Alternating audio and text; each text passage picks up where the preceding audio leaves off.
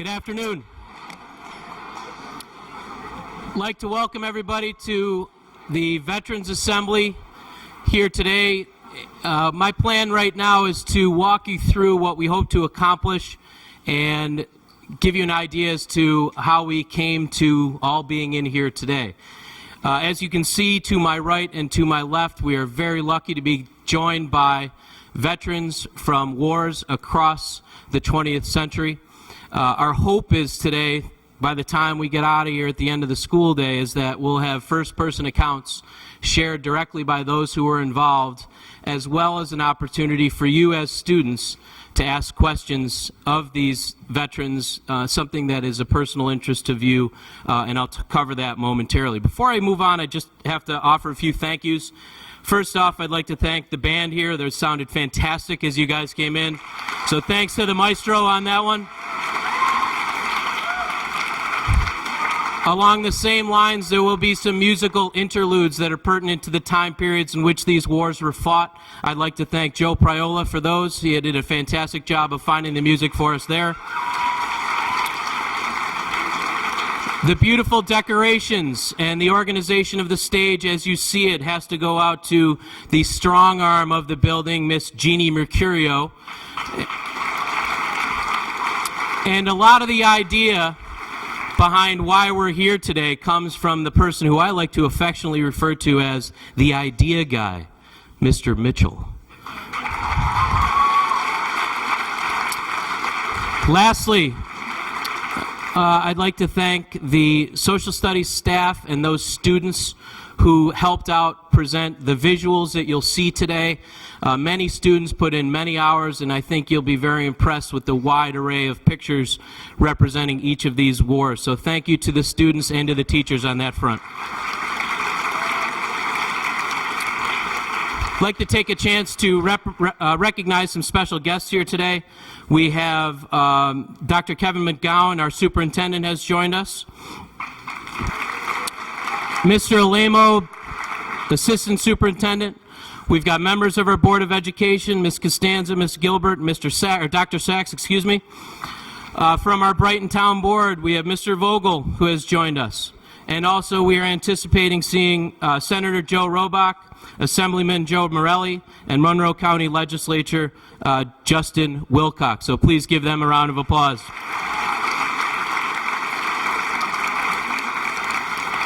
Our student representatives who will be playing a central role to what we're doing here today are as follows. For World War II, Eric Pashadley. For the Korean War, Blake Sobel and Julie Shapiro. The Vietnam War will be Jenny Sun, Ty Joseph, Connor Armstrong, Trisha Lashadri, and Subanki Sivanavalingham. Easy for me to say. For the Gulf War, Ben Costanza, and for the war in Iraq, we'll have Haya Ghosh. So thank you to those who worked so hard to prepare their messages.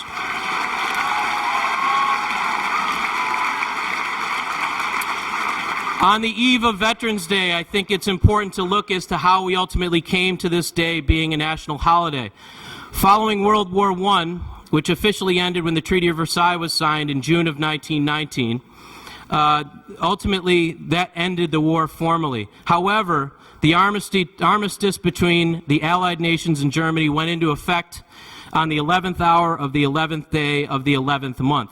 For that reason, November 11th, 1918 is generally regarded as the war to end all wars. In 1919, President Wilson proclaimed November 11th as the first commemoration of Armistice Day. The original concept for the celebration was a day observed with parades and public meetings and a brief suspension of business beginning at 11 o'clock. In 1938, the 11th of November was made a legal holiday. In 1954, after World War II had required the greatest mobilization of soldiers, sailors, Marines, and airmen in the nation's history, and after American forces had fought aggression in Korea, the 83rd Congress, at the urging of the veteran service organizations, amended the Act of 1938 by striking out the word armistice and inserting in its place veterans. With the approval of this legislation in June of 1954, November 11th became a day to honor American veterans of all wars. Veterans Day continues to be observed on November 11th, regardless of what day of the week on which it falls.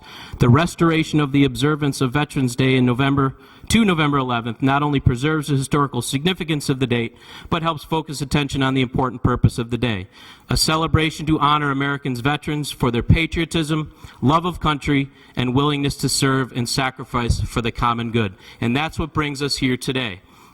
On the eve of Veterans Day, commemorating the service of veterans is entirely appropriate. And we as a school, we as a social studies staff, feel very strongly that taking time out of our day to recognize the service is very, very important. So here's how it's going to run. I want to get out of the way and get to the people who are really important here today. We have representatives from the war in Iraq, the Persian Gulf War, the Vietnam War, the Korean War, and World War II. Here's how it will provide. The program will go as follows. A student representative will come forward and give a brief summation of each of those conflicts that I just listed. Dates that they were fought, causes and outcomes, and impact on the United States as well as the world. Just a brief summation. At that point, we will call forward a veteran from each of those wars to come forward and address a number of questions, not necessarily all inclusive of the following. Where did you grow up? How old were you when you entered the service? Why did you enter? And what can current students learn from your experience? Those are guideline questions, overview questions that we're hoping each of the veterans can speak of. But they are going to do what they think is important, and I think that's absolutely wonderful. After we get through each of the wars, we will have some Q&A. There are microphones at the end of each of the center aisles. Mr. Noto and Mr. Fredenberg will be manning those microphones. If you have a question you'd like to ask, run it by each of those distinguished gentlemen, I use that term loosely, and let them basically give you the green light whether or not that's going to go. And that should bring us to the end of the day. We're very excited. It's a festive atmosphere. It's a very important thing to celebrate and honor. And with that, I'm going to introduce the people that are on stage here as it applies to each of the wars. And once that's done, Mr. Pashadli will come forward. So from the war in Iraq, we've got Sergeant Mike Natero. And we also have our very own Mike Krieger. From the Persian Gulf War, to my right, Mr. Mark DeChick. From the Vietnam War, and these people are sitting on either side of the stage, we have a special thanks goes to this individual, Dr. Peter Zarnowski, who really helped get things done today. He's from the Department of Veteran Affairs, and he was central to getting this thing off the board. So thank you, Dr. Zarnowski. So we have Dr. Peter Zarnowski, Louis Cavicoli, Valentino Gatta, Ray Mellons, Kenny Moore, Charlie Phillips, Bill Wickham, Richard Lynch, John Rogowski, and Wendy Sullivan.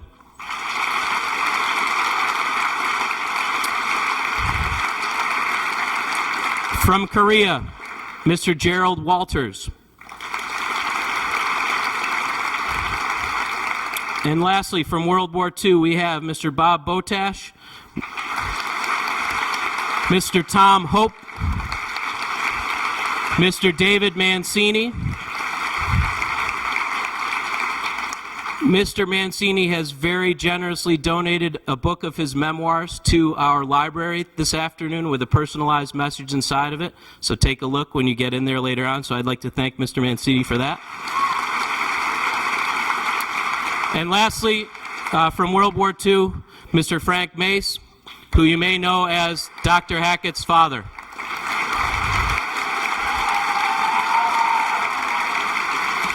So with all of that, sit back, relax, listen to the stories, learn a few things, and when the question opportunity presents itself, please don't be hesitant to come forward. So Mr. Pashadli, please come forward, wherever you are.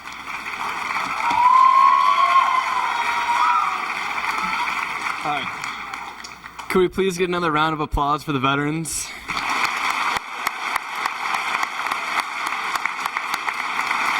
All right. World War II began in late August 1939 when Germany invaded Poland. Officially, the war would begin 2 days later, on September 1st. It was fought between the Axis forces of Nazi Germany, Fascist Italy, and Imperial Japan against the Allied forces of France and Great Britain. Later, United States would join the war when Japan bombed Pearl Harbor on December 7th, 1941, a day that will live in infamy. American soldiers fought in Europe, Africa, and Asia to take down global fascism. On the home front, Americans faced gasoline rations, grew fruits and vegetables in victory gardens, and had meatless Mondays to save food for the war effort. Industry boomed as President Roosevelt called for increased production of boots, guns and ammunition, airplanes, and uniforms. On a more personal level, 416,000 brothers, fathers, and sons were lost in the war, which affected hundreds of thousands of families across the United States. My grandpa Mike and two of his brothers, Leo and Victor, fought in the war. Leo would not come back. World War II ended on September 2nd, 1945, and resulted in the creation of the United Nations and the dissolution of the Third Reich. It brings me great pleasure to introduce to you Bob Botash, a World War II veteran who risked his life to provide for our freedom.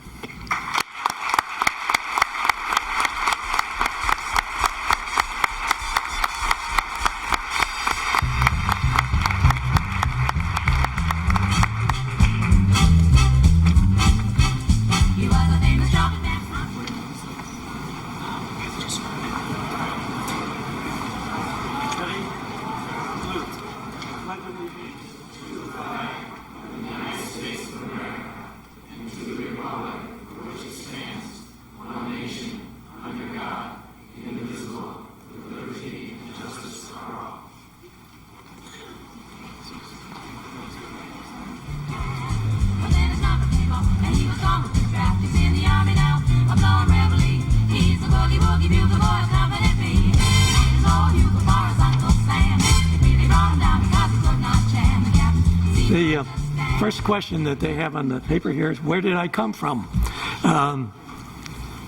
Well, actually, I was born in Rochester, New York in 1924.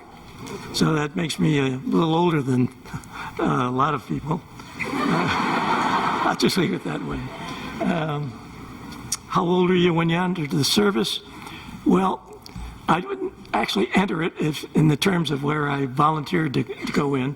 What they had when England and France got involved in the war, we had a mandatory 1 year of military service, and everyone 18 years and old of age and older who were not in college or had some kind of a special job were drafted into 1 year of military service. They would have served 1 year. In the event that the United States got involved in the war, we'd have some trained personnel. Well, those fellows went into the service, did their 1 year, but unfortunately before the year was up, Pearl Harbor was bombed, and they didn't get a chance to get out. So they had 1 extra year, but to their credit, I think many of them did such a good job in their training that they became the non-commissioned officers that taught us how to survive in the Army and the other branches of service. What can students learn from me and my experience? Well, let me put it this way. When somebody finds out or asks because they see my license plate which says former prisoner of war, were you actually a prisoner of war? And I answer, yes, I was. And I'm always surprised how they know, but then I realized they probably saw the license plate. So the thing that I wanted to tell them is that, I should preface it by saying, someone say, well, you're a hero. And I said, I'm no hero. I'm just a lucky survivor. I was lucky that I made it through the war. I saw fellows killed around me, and I don't know why I escaped, but I was fortunate that I wasn't killed, that I got the chance to return home. And I had that happen to me a number of times when I've mentioned that I was a prisoner of war in the Second World War. And each time I would say, yeah, I'm not a hero, I'm just a lucky survivor. And then one day, if I may, I got a letter from my granddaughter, who was then 14 years old. She was a student at the Fayetteville Manlius School, just outside of Syracuse, New York. And if I may, I'd like to read her letter to you. Dear Grandpa, this week in English class, my teacher gave us an assignment to write a letter to a person that we felt was a personal hero. At first, this assignment seemed very hard, I tried thinking of people who taught me something or helped me to realize something I hadn't thought of before. Because I'm only 14 years old, I had a difficult time thinking of anyone who fit that description and I didn't think of any heroes. To me, a hero is someone who has done something heroic, but also someone I know personally and can look up to. Then I thought of you. You were a prisoner of war in World War II. The fact that you went to war for our country makes you a national hero. The fact that you endured living in a prison camp for about 9 months and came back to talk about it makes you a personal hero. It takes a lot of courage to face the things that you faced when you were there. If you hadn't survived, I wouldn't be alive today. The fact that you did survive and turned out to be a good husband, father, and grandfather, and a junior high school principal are just as important as the heroism of being in the war. These qualities make you a personal hero to me. I'm sure that you must have been very scared when you were captured and imprisoned, since you're only a little older than I am now when it happened. I know I would be very scared if I was put in that situation today. You must have wondered if you would live or die, and that's true.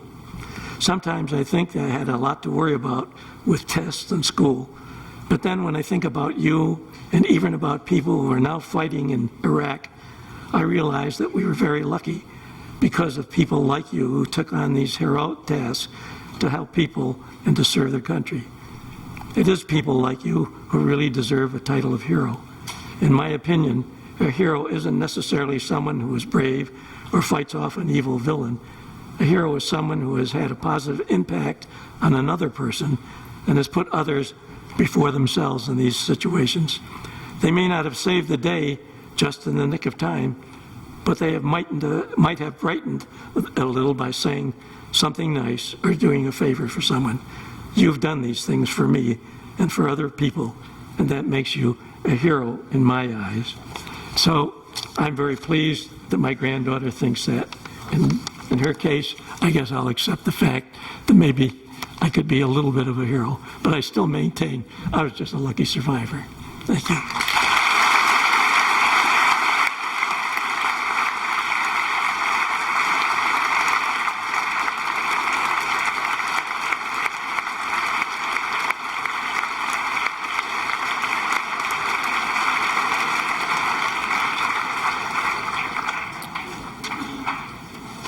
I'd like to invite Blake Sobel and Julie Shapiro to come forward.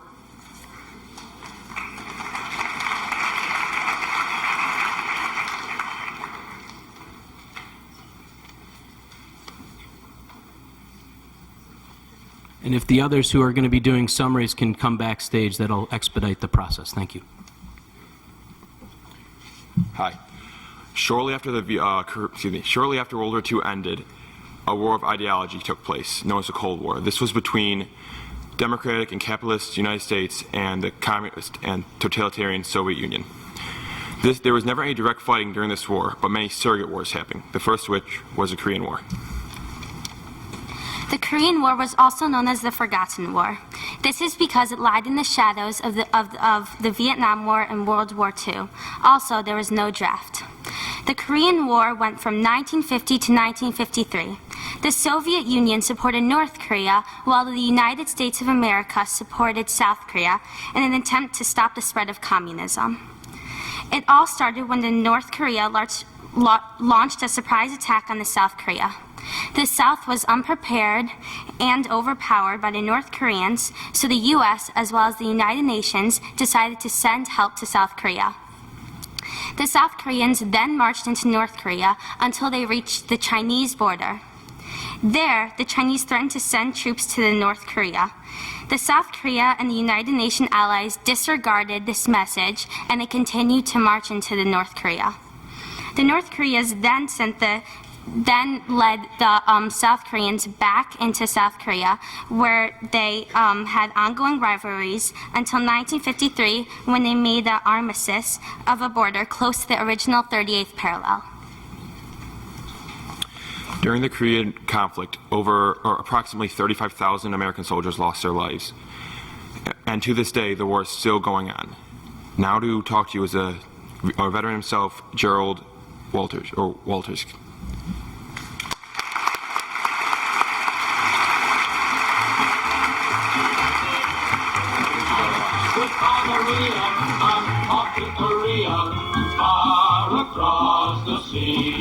Well, Bob Botas is going to be a hard act to follow, but I'll try. I was born in the town of Greece, New York, back in 1931. Back then, I knew everybody up and down the road, you know, but not anymore. Things have changed. I entered the service for, well, actually, what I did do was drop out of high school. That was a dumb thing to do, but I did it, okay? I don't know, I guess I wanted a little adventure. But anyway, I enlisted for 3 years, and I was in Japan when the Korean War broke out, and so I was immediately shipped to southern Japan to help train new troops going to Korea. And after which I had trained a fairly good group, and we went into Korea in 1950. I entered, I should say, back up a second, I was in the Chosin Reservoir. I don't know how many people have heard of the Chosin Reservoir. It was one of the first major battles of the Korean War. And we got caught in 35 below zero weather with summer gear. I mean summer gear. The statues in Washington show all of the Korean troops wearing ponchos. We wore the poncho because that was the only thing that would keep us warm from the wind. Most of us developed at the Chosin Reservoir, frozen feet, frozen hands, everything. People lost their toes. I was captured at the Chosin Reservoir and held for 32 months in a North Korean and Chinese prison camp. I want to say one thing, and that is the South Koreans today teach all of their children what America has done for their country. And I'm so darn proud of all of the guys that participated in the Korean War, because the South Koreans keep teaching their kids, and they let the Americans know how much they appreciate what we've done. Okay, thank you.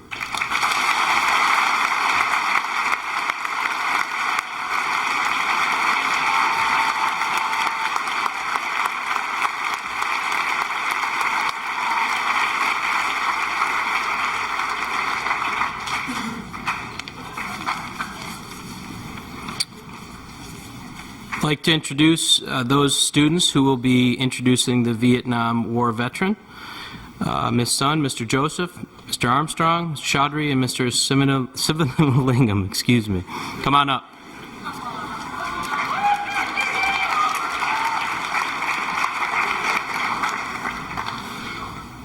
The Vietnam War occurred in present-day Vietnam, Southeast Asia. It represented a successful attempt on the part of the Democratic Republic of Vietnam, Northern Vietnam, or the DRV, and the National Front for the Liberation of Vietnam, or the Viet Cong, to unite and impose a communist system over the entire nation.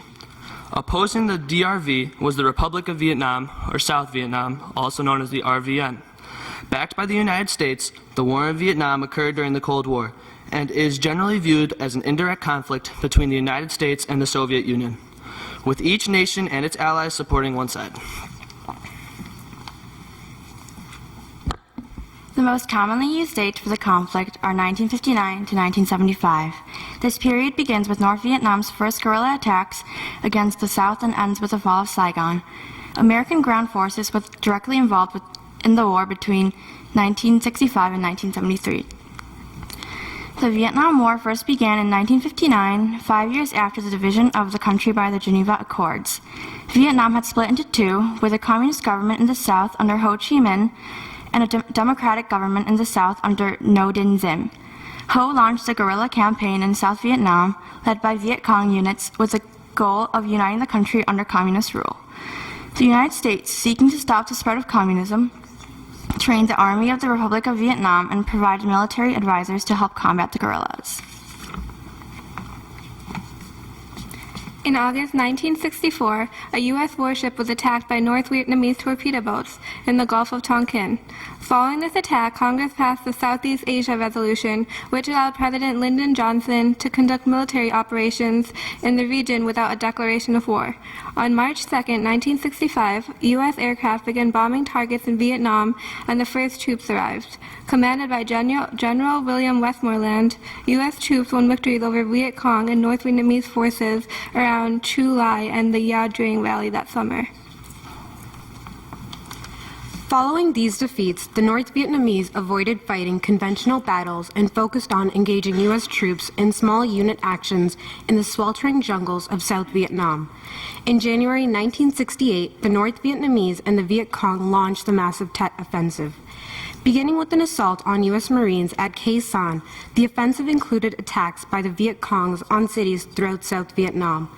Though the North Vietnamese were beaten back with heavy casualties, Tet shook the confidence of the American people and media who had thought the war was going well. As a result of Tet, President Lyndon B. Johnson opted not to run for re-election and was succeeded by Richard Nixon. Nixon's plan for ending U.S. involvement was to build up the RVN so that they could fight the war themselves. As the process of Vietnamization began, U.S. troops started to return home. The mistrust of the government that had begun after Tet worsened with the release of news about U.S. soldiers massacring civilians at My Lai in 1969, the invasion of Cambodia in 1970, and the leaking of the Pentagon Papers in 1971. The withdrawal of U.S. troops continued and more responsibility was passed to the RVN, which continued to prove ineffective in combat, often relying on American support to stave off defeat. On January 27, 1974, a peace accord was signed in Paris ending the conflict. By March of that year, American combat troops had left the country. After a brief period of peace, North Vietnam recommenced hostilities in late 1974. Pushing through RVN forces with ease, they captured Saigon on April 30, 1975, forcing South Vietnam's surrender and reuniting the country. I would now like to invite Kenny Moore up to talk about his experience.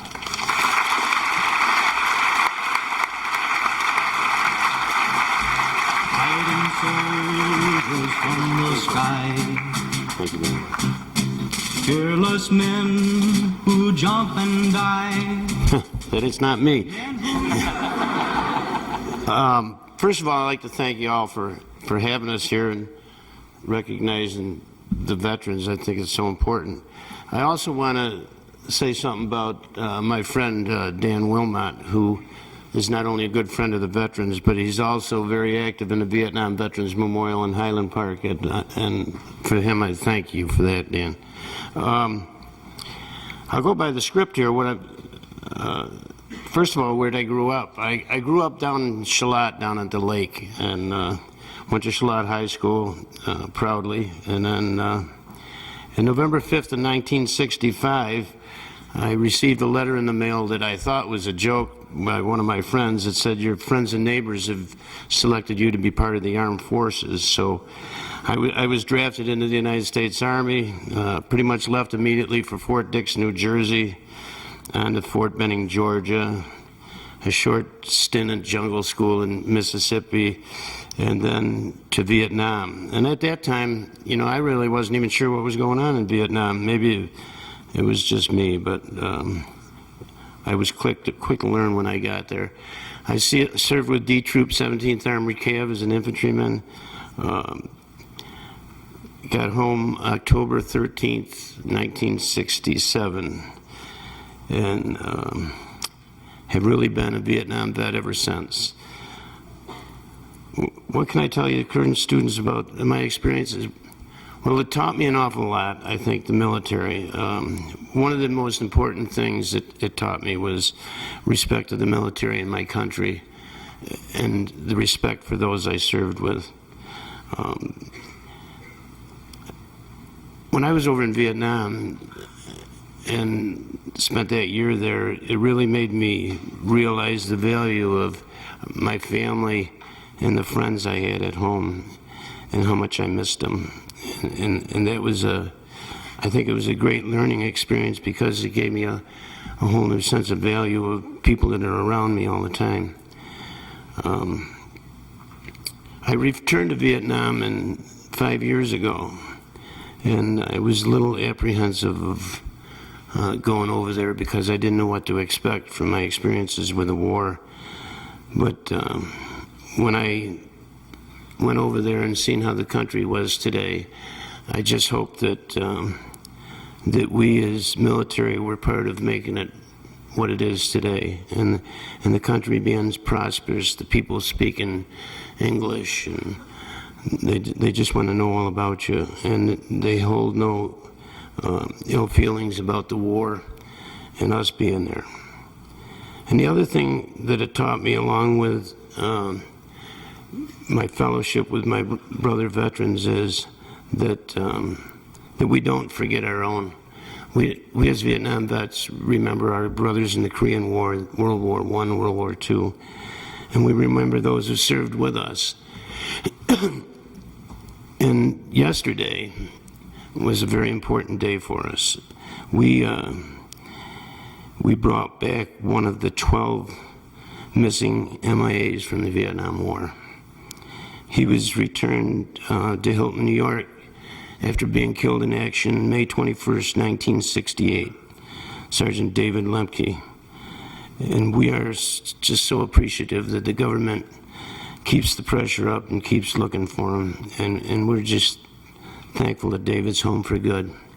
I want to thank you for having us here, and thank you very much.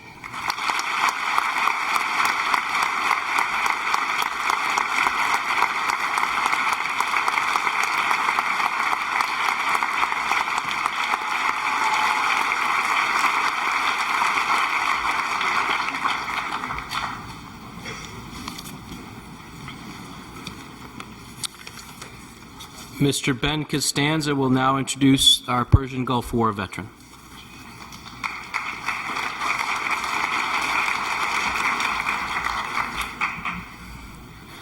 The Persian Gulf War was fought in 1991 in response to Saddam Hussein's invasion of Kuwait.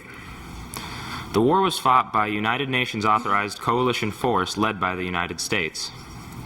The mission, called Operation Desert Storm, pitted against each other over 1 million troops in the sandy deserts of the Gulf states. The mission was a quick success, as it ended in 3 months with a coalition victory. Although brief, the Gulf War accomplished many things. For one, it demonstrated the unprecedented power and efficiency of modern military technology. It also reflected global changes in media coverage, with American families tuning in daily to watch videos from the front lines. But perhaps most importantly, being that it was the first post-Cold War military conflict, the Gulf War made it clear that the U.S. intended to continue its unsurpassed power and influence in this new unilateral world. And now, Mr. Mark DeJeck.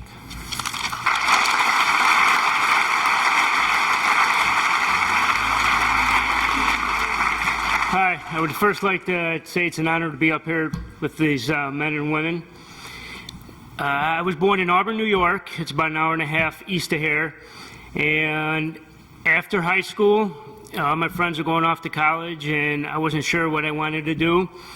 And it got late in the summer, and it was open enrollment at the community college where I lived. So that morning I went there and I enrolled in the community college, and about 3 hours later I was downtown, and I always thought what it'd be like to be a Marine. So I went into the recruiter's office, and there was about an hour later I came out and I signed. I was 18 years old, so I was able to do that on my own. And I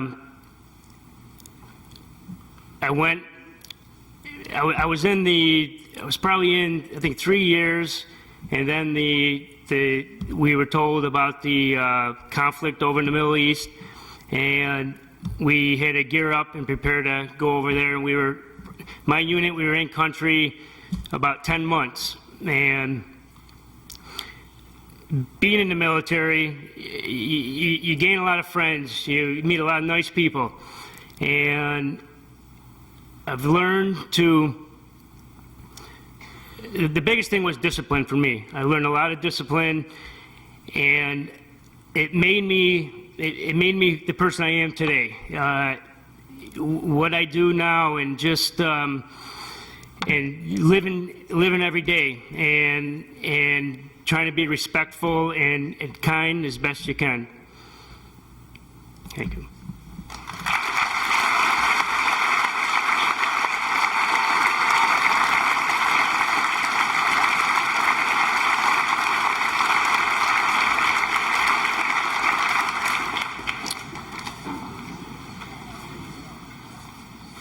Now, as I mentioned earlier, we have one of our own here today in Mike Guard. It's nice to see him back, isn't it?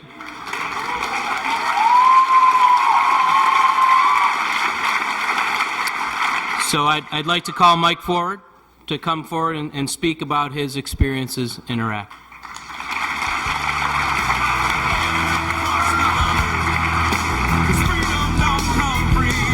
Miss you too. I miss all you guys too. First, I want to say, as I sat here and looked around, it's an absolute honor to be here with these guys. They paved the way for men like me to go to war. They raised the bar for us. So I just want to say thank you to all you guys. A little about me. I was actually born in Columbia, Kentucky, and I was brought here at 6 weeks old. Grew up in Greece. I went to a private school for 6 years until I told my mother I was tired of it, so I went to Greece Athena. Then I went to Olympia, so don't hate me for being a Greece kid, okay? I joined the service when I was 19. I dropped out of high school, and I thought that I had something to prove, so got my GED like 5 months after I dropped out. It was something I knew that necessarily positively had to be done. Went to the recruiter as this gentleman did over here. I was 19, signed up, told my mom I went home. I'm leaving in 2 weeks, and she just cried. And it was for her, it was for my dad, it was for my family, it was for my friends. I had to prove that. Dropping out of school, I had to make my mark. So that was my mark, and I did 4 years in the Navy, traveled the world, traveled the country, saw some of the most beautiful places, and I don't ever regret doing that at all. Then 9/11. I joined the National Guard in February 2002 after I got out of the Navy. I still had anger inside me from 9/11. I still felt that I had something to prove. I still felt that I had footsteps to follow. So I did that, and then April of 2008, while I was working here, I volunteered to go to Iraq for a year. June 2009, we suited up, geared up, went to Fort Dix for our training, and then we were on ground in Iraq in August. And if you guys like hot weather, you won't like that. It's like 136 degrees when we touch down. So if you think Florida or Texas is bad, you don't want to go there. I joined that. I wanted to defend this country for a couple more years. And I think every man and woman now that serves is doing this all for you guys, doing it for the country, doing it for themselves. And you learn respect, honor, and it might sound cliche to my fellow veterans up here, honor, courage, commitment, loyalty, but it's not cliche. It's something that we live by. It's something that every American will have instilled in them at some point in their life. And over there in Iraq, you miss the finer things in anything. I was over there, I missed touching the grass, I missed fresh water, I missed just putting gas in my car. You just miss the smallest things. So for all you out there, just don't take life for granted. Everything that you have here, you go over there and it could be gone in a second. I'm lucky. to be back here. I've lost some close friends over in Afghanistan and Iraq, and I always pray for them every single day because I've had close calls over there myself, but I was lucky enough to walk away from it and come home to see my son, see my family, see all you smiling faces, and it's been an honor. So thank you.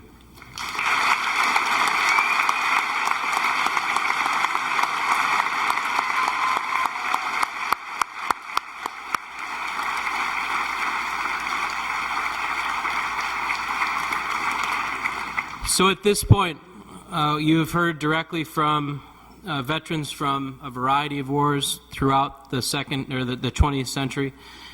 And at this point, if there are questions, please make your way to the microphones where Mr. Noto and Mr. Fredenberg will touch base with you. Don't be shy. Mr. Fredenberg will be very nice to you. Mr. Noto might not. I know you do.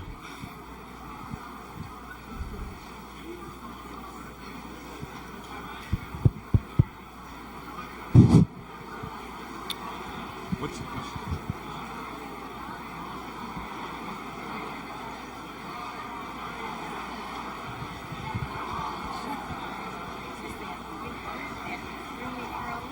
We have a question here for the Vietnam War veteran. My name is Shamaka, and I was wondering what your most favorite, memorable moment in the Vietnam War was.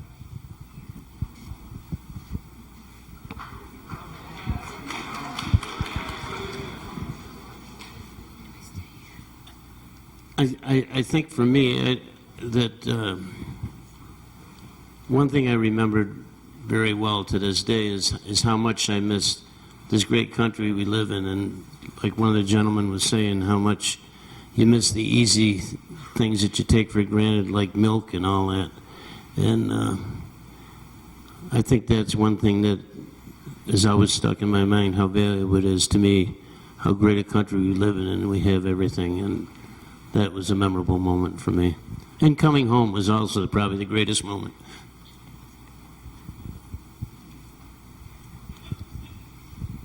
Yeah, I think for me, coming home was great, but there were some problems coming home too. You know, the nation was a little bit at odds with regard to the Vietnam War and the justification of that war. So there was some restrictions on travel for the guys getting out of the military. I got out at '69 and wasn't allowed to wear my uniform to come back to travel back to Rochester, New York, where I was born and raised. There was an anti-war sentiment through the country. So that was one of the things that I remembered the most. You know, the sacrifice of time and the camaraderie in Vietnam and everything that we went through with all the guys, and then to come back and be shot back into civilian life within 2 weeks, which really continues on today. And you know, it's just back then, you know, we were told not to wear uniforms. I mean, I marched in a parade and was actually spat at, you know, and those are the types of things that I remembered. You know, but the biggest thing for me in Vietnam was the camaraderie. And I think for the last 43 years, I've been trying to find that camaraderie, the closeness. You know, the Vietnam Veterans of America provides a lot of that, you know, that we have a lot of things in common. So for me, coming home was a big thing, but, you know, it wasn't without some problems. Saying each other. Okay.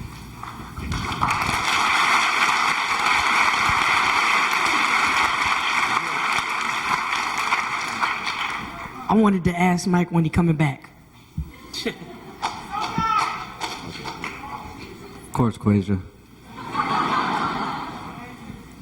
I don't know, whenever Mrs. Hackett takes me back.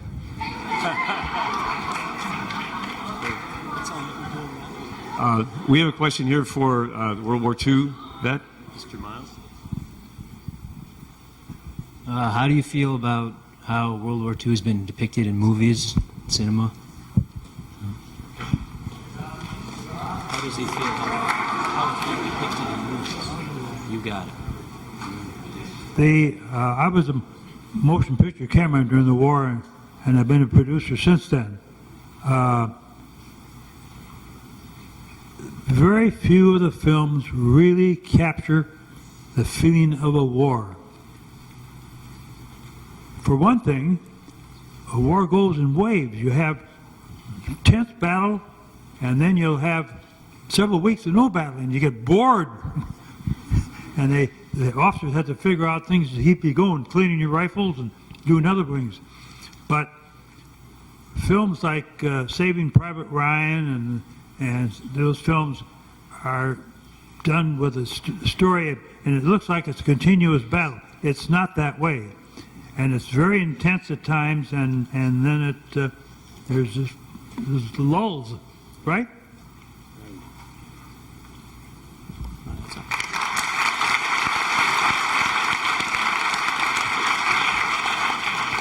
If we mentioned Saving Private Ryan, if you saw the movie, you noticed when the fellows were coming into the shore, those that were hit, as they landed, they call for their mother. And the reason for that is we were all pretty young. Very few of us were married, and our mothers were the girls that we looked to for our support and all, and who were the ones praying for us. And that's why you heard the soldiers say, "Mom, Mom," when they were hit. It kind of really focused you in on the fact that these were your people who supported you, and I mean directly supported. Most of the country did also.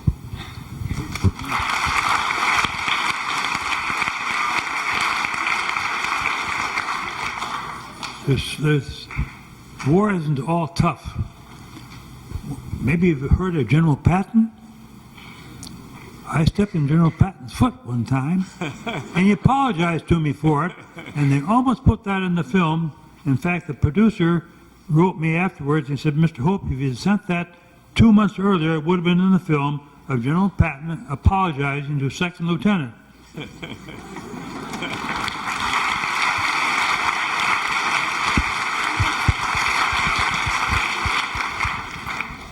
Howdy. I just wanted to ask you guys, did your experience in the war, like everybody, did your experience in the war change your opinions on anti-war movements or anti-war sentiments at all, generally?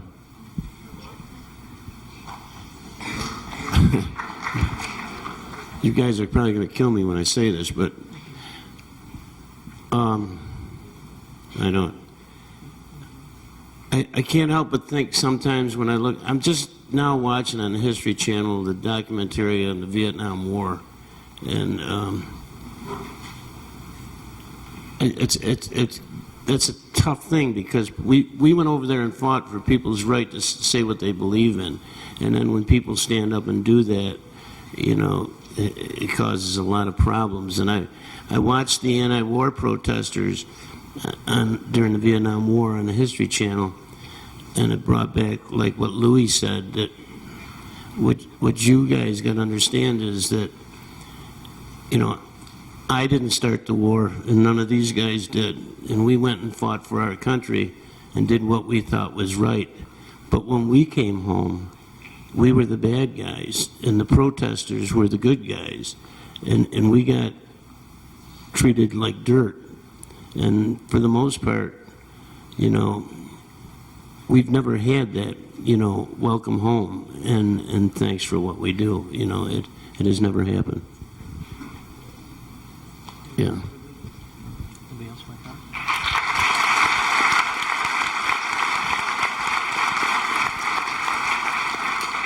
I would just like to start off by saying thank you to all of you and asking for another round of applause. You guys are all amazing.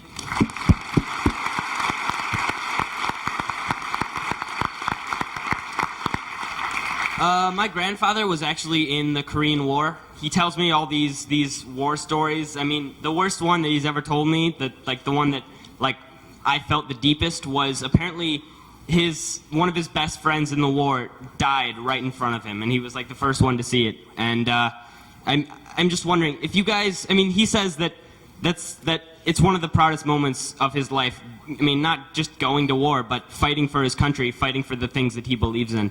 And, I mean, you guys don't all have to pass around the microphone and say yes or no, but, like, give a thumbs up or shake your head yes. But would you guys do it again if you had the choice to?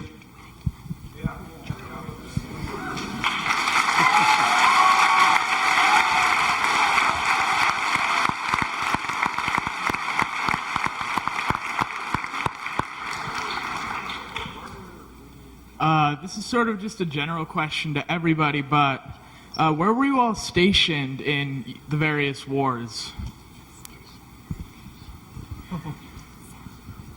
I was first in Helena, Montana, in the Special Forces. We were training secretly, although we later learned we had 2 spies in our outfit. And then I spent a year in New York City after becoming an officer, teaching in the motion picture school. And the rest of the war I was over in Europe, starting in France. My first battle was the Siege of Brest, and then I was over in Bastogne and the Battle of the Bulge, and all the way through Germany.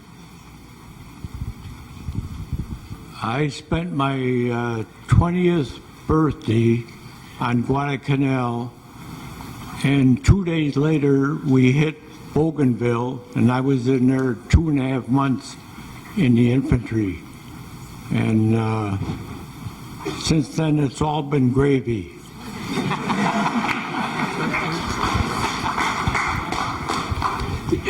I would say that my experience in the military, I was an only child, and as such, my dad would kind of rein me in on certain activities. My best friend invited me to go on a camp out. He belonged to the Boy Scouts, and my dad wouldn't let me go. He wouldn't get me a bike. He said it was too dangerous. Now, this is the 1930s. They didn't have as many cars as they had today, but it still was dangerous. I could see that.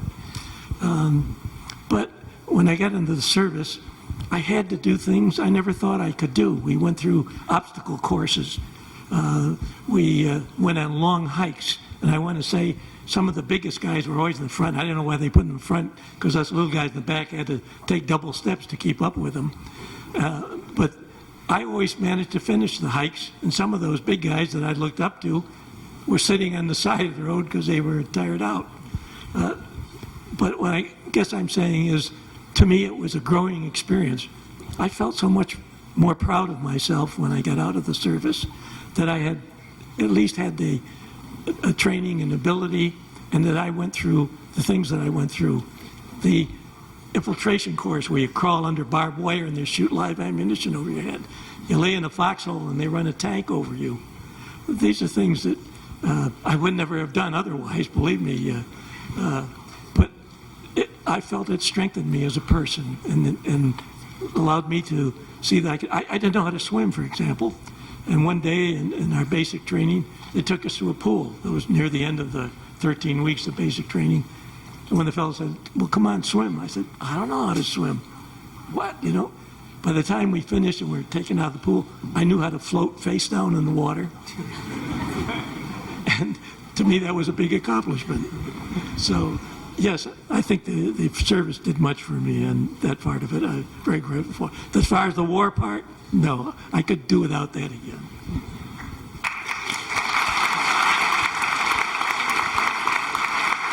Wow, some of these guys have been in many places. Oh, go ahead, sir. I can wait. Okay, I'll go. All right. I spent a total of 27 months in Iraq. 15 of them were in Baghdad, and 12 of them were in Toledo. So, to answer the one gentleman's question, absolutely. I'll go back every year if I have to until the war's over.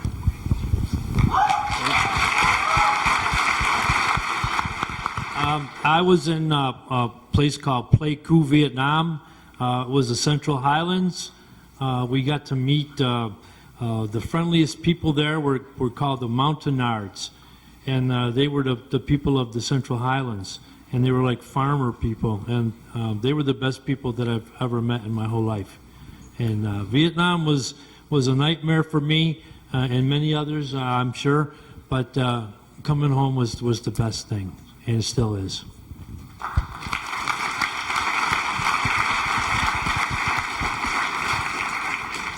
I was, our base camp was in a little village called Catly on the Saigon River where we operated out of, and we had two missions. We had armored personnel carriers where we'd work the days, and at night we'd had boats where we'd go up on the river and set up ambushes for the Viet Cong when they came down. So that's about 35 miles from Saigon.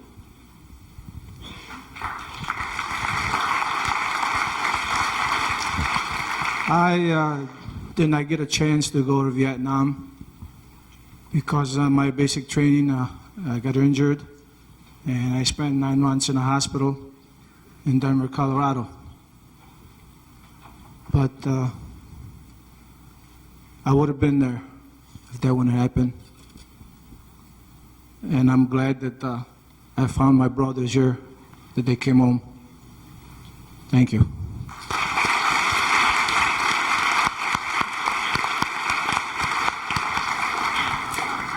I served in I Corps, which was the northern part of South Vietnam.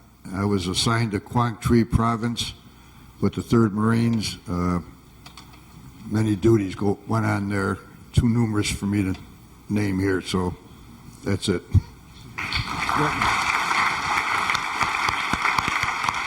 I'm going to try to make this really brief, and I'm going to touch on the dark side of the war just a little bit for me. Specifically, a good friend of mine with 2 hours left in Vietnam, we had just shared lunch together. He went one way to watch the sea bags on the truck that was leaving for the airport in 2 hours, and a rocket hit closer to him than me, killing him, kind of just shaking me up, and I was the first on the scene to see him, and that picture in my mind was never been erased, not even till today.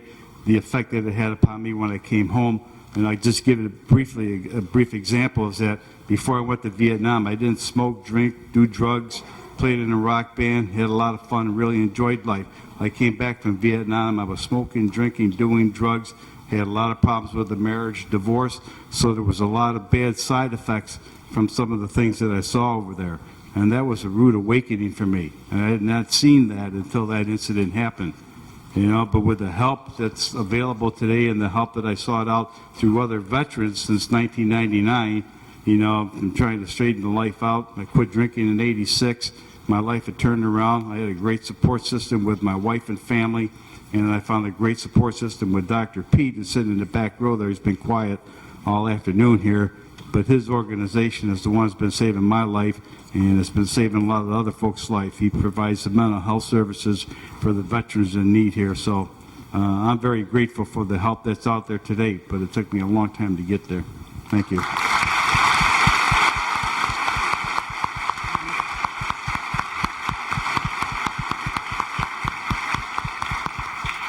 I was in the Air Force. I was stationed in Da Nang, and I was on a load crew, which means I was loading bombs and rockets on F-4 fighters. And I have a little bit different perspective being on a base rather than out in the field. But that doesn't mean that we didn't see rockets, mortars, and being shot at and friends killed. But it was an experience. I think it made me who I am today, and I'm proud of that.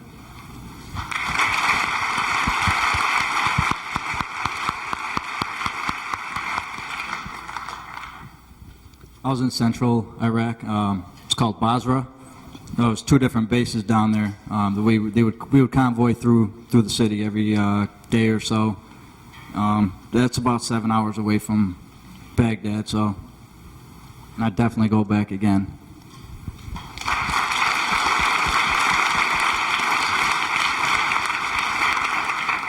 I was stationed in Red Beach, Da Nang, which is also up in the I Corps way up north.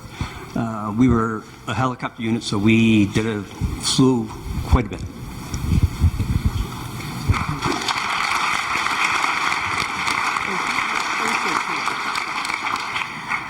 And I went in at the end of Vietnam, and women were not allowed in combat at that time. So I was actually in Germany in the Cold War along the border between, in those days it was East and West Germany, so I was in West Germany.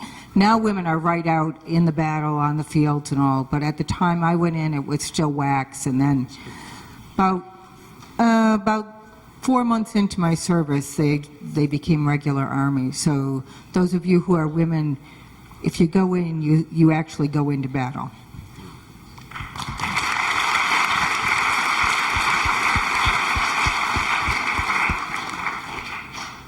This is just a general question for everybody.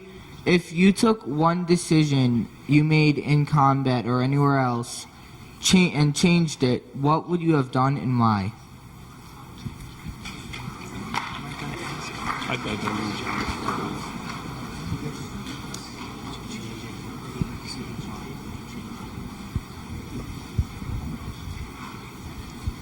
One decision that I would make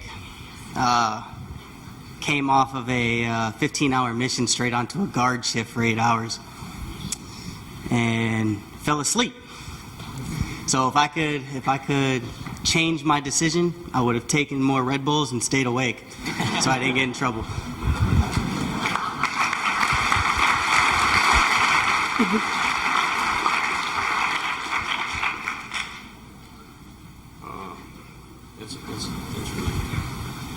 So you answering that?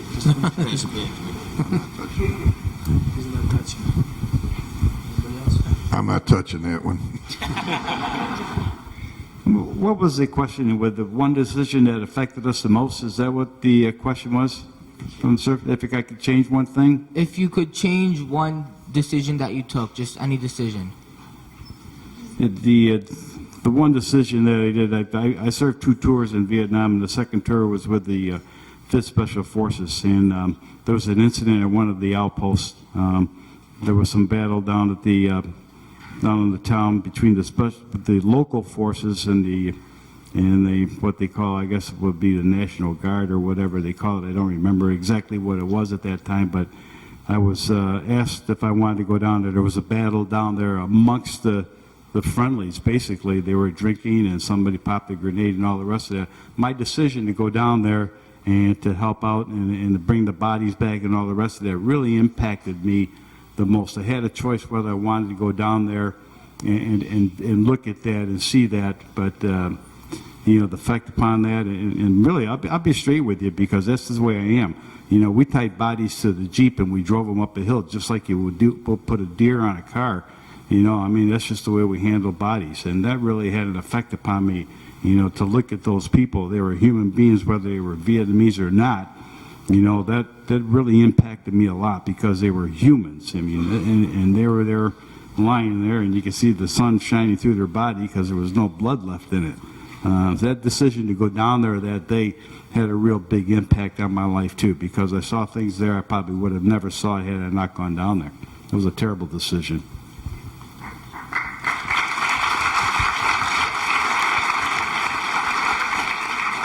I thought about it, and now I think I know what I would say. You know, and it goes back to coming home. If I could change it all over again, I think at that point in time I would have stayed in Vietnam rather than come back home, because you young folks don't know. You know, we were treated like crap, to put it bluntly, and I was much more at home over there than I was here.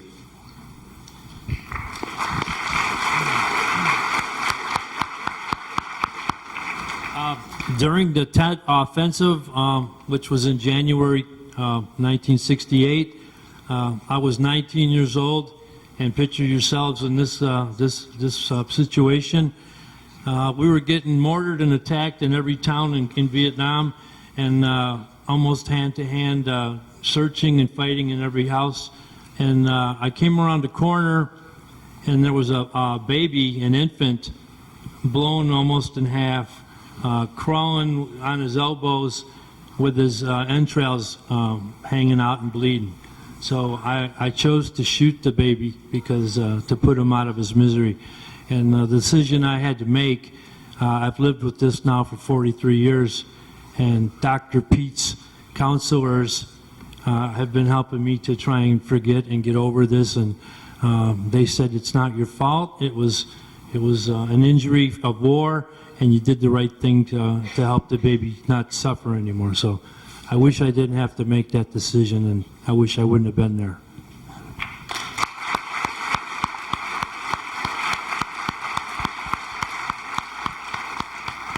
I wouldn't be sitting here today if I'd made a different decision. At the end of the war, I was asked if I would stay in the Army to help write the history. And I had to make a decision right on the spot to become a civilian again.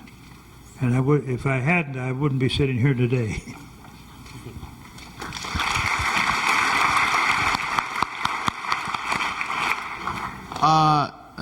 What were women like during World War II? How did they serve? What was their status in the military, I think is what John's asking.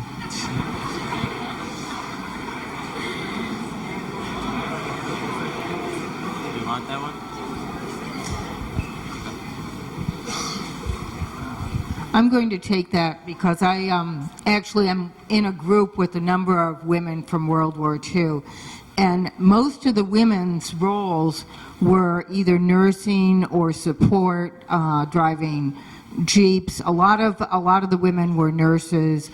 There were women who also flew planes across the U.S. back and forth, but were not acknowledged as part of the military. So a lot of changes have come since then. Actually, women in the military, nurses, were officers, but until 1945, their salary was not the same. It was lower than male officers. And I just thought that was amazing. It took till 1945. Two captains, one a female nurse and one a soldier, would be paid differently. So things have changed a lot.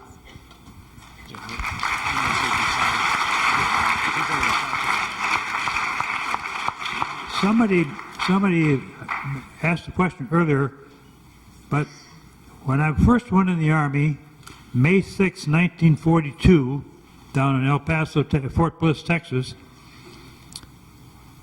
I went into the post there as a civilian, wearing I was a senior in college, wearing my clothes, and an hour later, or less than that, I had an armful of clothes, Army clothes, had to go to a tent to change into my Army clothes.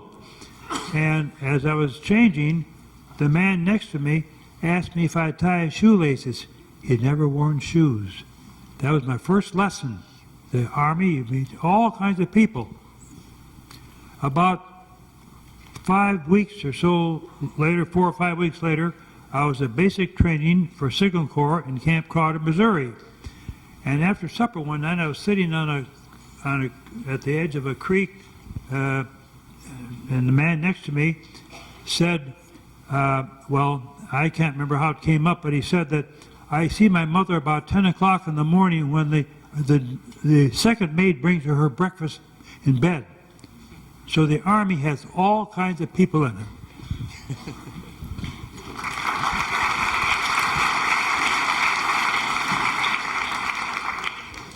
This is just a general question. What was your proudest moment during your service?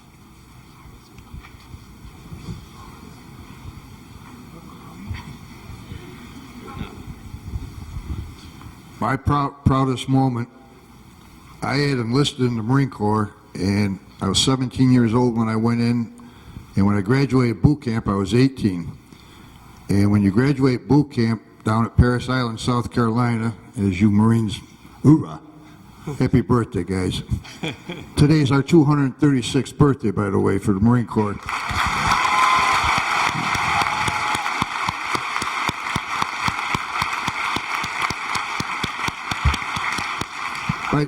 By saying that, you can probably tell where I'm going here. The proudest moment was when I graduated from boot camp, and you're standing out there on that parade deck, and the commanding general or whoever's out there on that given day to give the speech, and it calls you a United States Marine.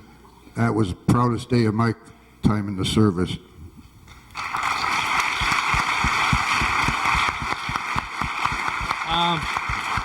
The proudest day for me was I was home from Vietnam. I was stationed in Key West, Florida, and a sergeant came up to me and he goes, "What the heck did you do in the war?" He goes, "There's going to be some awards and a parade for you and another guy that was in Key West."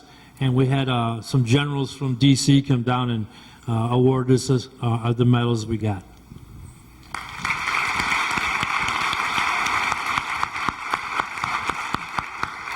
I have a question for the Vietnam vets. If you had not gone into the service, I'm right here, if you had not gone into the service, would you, and stayed at home, would you have been a peacenik? Would you have been the protesters, and would you have treated the vets the same way that you were treated? Well, first of all, I wouldn't stay at home. I got drafted, but I would have went anyway, you know, because that's me. But no, I wouldn't have protested the war even if I didn't go, because I have a firm belief, you know, I don't fault the warrior for the war. You know, that's the problem with this country a lot of time. They hold the soldier responsible for the war.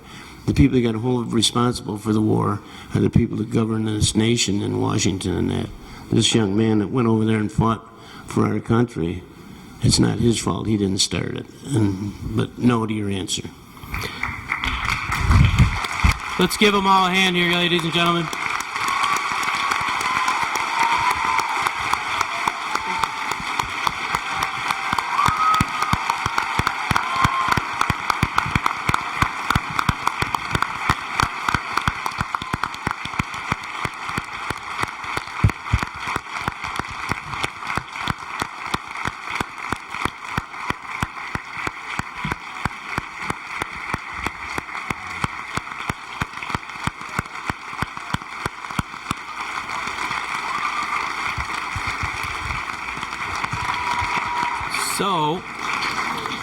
So as you all sleep late tomorrow, enjoy your time off, but most importantly, each and every year on November 11th, remember, you heard a lot of very candid stories today. These individuals shared a lot of their personal experiences with you. And again, the idea here today was to get a flavor of what it was to be a veteran in different times, different engagements, and the personal first-person accounts that were shared today hopefully will resonate with you and understand the commitment and sacrifice and idea of patriotism. So the next time you're going through an airport or you're on your way traveling somewhere and you see a person in uniform, say thank you. So, absolutely. Just before I close, the town of Brighton is going to have a Veterans Memorial over in Buckland Park, which is going to be something. It's going to be 1.5 acres of land, which is going to be so different from most memorials. It's not going to be bricks or marble monuments and all that stuff. It's going to be a peaceful type of memorial. It's going to be a park within a park. And you're going to be very proud to be a Brightonian when you see that memorial, because it's going to be the finest memorial in the United States and maybe one of the finest in the world to recognize veterans.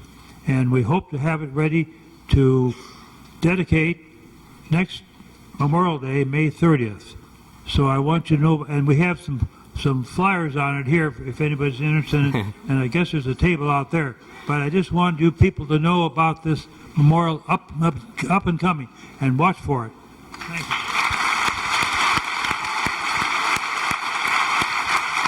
So with that, I want to personally thank all of you today. You're a fantastic audience. It's what makes all of your teachers very proud to be a part of this school. You guys are great. You make us all look good, but most importantly, thank you. Enjoy your day off. Have a great day. See ya.